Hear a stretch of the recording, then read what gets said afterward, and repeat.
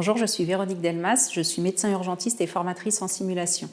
Depuis 2013, j'anime un programme de formation par simulation interprofessionnelle pour les professionnels de santé du service d'accueil des urgences de l'hôpital du Mans. Et ce programme nous a permis de mettre en place des mini-débriefings au décours de nos situations d'urgence vitale.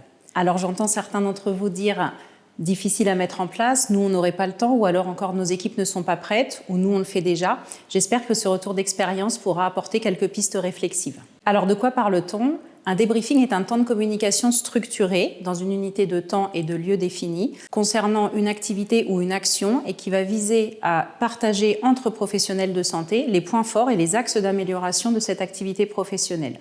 Un débriefing peut être réalisé à chaud, c'est-à-dire au décours immédiat d'une situation professionnelle, ou bien à froid, c'est-à-dire au décours d'une situation professionnelle, en fin de journée, ou alors quelques jours ou quelques semaines après la situation professionnelle. Il peut être utile pour des situations complexes ou à risque, ou encore pour des situations imprévues, mais aussi pour des activités de routine.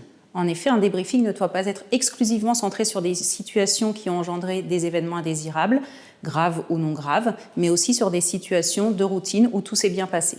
Un débriefing peut être sous un format court ou sous un format long en fonction du moment choisi. Il existe également de nombreux supports pour nous aider à le structurer, notamment celui de la Haute Autorité de Santé. Au service d'accueil des urgences du Centre hospitalier du Mans, nous avons opté pour un format court, au décours immédiat des prises en charge d'urgence vitale, appelé mini-débriefing. Sa durée est de 10 minutes et il se réalise en présence de tous les professionnels qui ont participé à la prise en charge. Il est guidé par le médecin leader ou alors le cadre de terrain et il est réalisé grâce à une grille structurée pour cet exercice. Il peut être complété dans les suites par un débriefing plus long.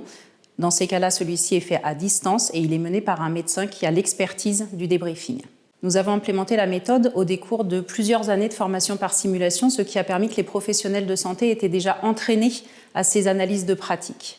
Malgré tout, après 1 an d'implémentation, nous avons constaté que peu de mini-débriefings étaient réalisés. Nous avons alors décidé d'intégrer dans nos formations par simulation une simulation portant sur ce mini-débriefing. La simulation consiste en une prise en charge d'urgence vitale, succédée immédiatement après par un mini-débriefing de 10 minutes. Au décours, cette simulation bénéficie d'un débriefing qui se réalise en 2 parties. La première va analyser la prise en charge médicale, la seconde, l'animation du mini-débriefing.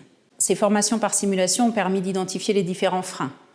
Nous, on le fait déjà entre infirmiers ou aides-soignants lorsqu'on réarme la salle ou lorsqu'on redescend après le transfert du patient.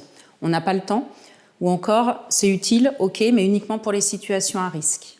Les débriefings, eux, ont permis de pouvoir favoriser une prise de conscience collective de l'intérêt de cette pratique, mais aussi de comprendre la démarche et ses différentes étapes, de mieux appréhender l'outil de la grille de débriefing et surtout de lever ces freins, notamment sur la durée et sur la présence de tous les professionnels de santé.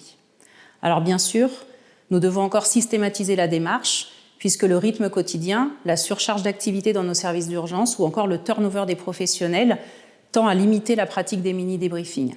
Malgré tout, on constate une nette progression, puisqu'encore il y a quelques semaines, c'est l'infirmier qui, au décours d'une situation d'intubation sous induction séquence rapide où tout s'est bien déroulé, qui a demandé lui-même au médecin de réaliser le mini-débriefing. Alors si vous aussi vous souhaitez implémenter des débriefings, c'est possible. Il faut choisir le bon format, le moment, les situations, le support qui va guider le débriefing et enfin l'animateur. Il faut favoriser un climat de bienveillance et une démarche d'analyse réflexive constructive. Et surtout, il faut proscrire toute sanction ou tout jugement.